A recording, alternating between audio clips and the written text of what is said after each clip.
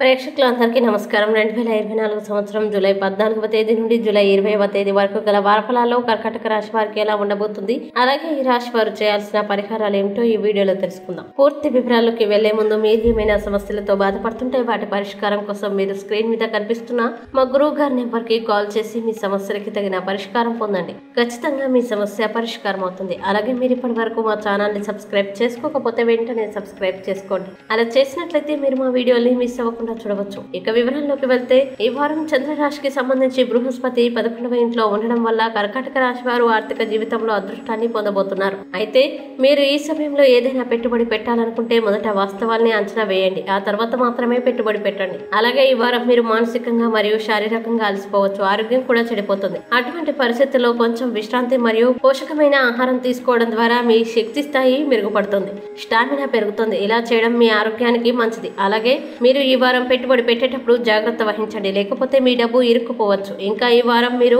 మీ ప్రణాళికలు మరియు విధానాలని సవరించాల్సి ఉంటుంది మరియు అవసరమైన మెరుగుదలలు చేయాలి. ఎందుకంటే ఈ సమయంలో మీ పని యొక్క ఫలితాలు మరియు లాభాలు అనుగుణంగా ఉంటాయి, కానీ మీ మనసులో ఎక్కువ కోరిక మీకు సంతృప్తిని ఇవ్వదు మరియు మీరు నిరంతరం ఎక్కువ వెతుకుతారు. దీనివల్ల ఒత్తిడి పెరుగుతుంది. కావున ఆలోచించి పనులు చేయండి. ఇంకా ఈ వారం మీరు మీ గురువుల జ్ఞానాన్ని సద్వినియోగం చేసుకుని వారి సహాయ సహకారాన్ని పొందడానికి ప్రయత్నించాలి. ఎందుకంటే ఈ సమయంలో వారి జ్ఞానం మరియు అనుభవం మాత్రమే విషయాలు అర్థం చేసుకోవడంలో మీకు సహాయపడతాయి. తద్వారా మీరు ప్రతి భవిష్యత్తు పరీక్షలో మెరుగైన పనితీరును ఇవ్వగలుగుతారు. అలాగే కర్కాటక రాశి వారు వివాహితులు ఈ వారం మంచి ఫలితాలని పొందుతారు, మంచి రొమాంటిక్ జీవితాన్ని కలిసి గడుపుతారు. అలాగే ప్రేమికులు కూడా మరపురాని రోజుల్ని ముందు చూడబోతున్నారు. ఇక కర్కాటక రాశి వారు ఈ వారంలో చేయాల్సిన పరిహారాలు గనక చూసినట్లయితే, ప్రతిరోజు ఇష్ట దైవాన్ని దర్శించండి మరియు వృద్ధులకి అన్నదానం చేయండి లేదా ఏదైనా దానం చేయండి, మంచి శుభ ఫలితాలని పొందుతారు.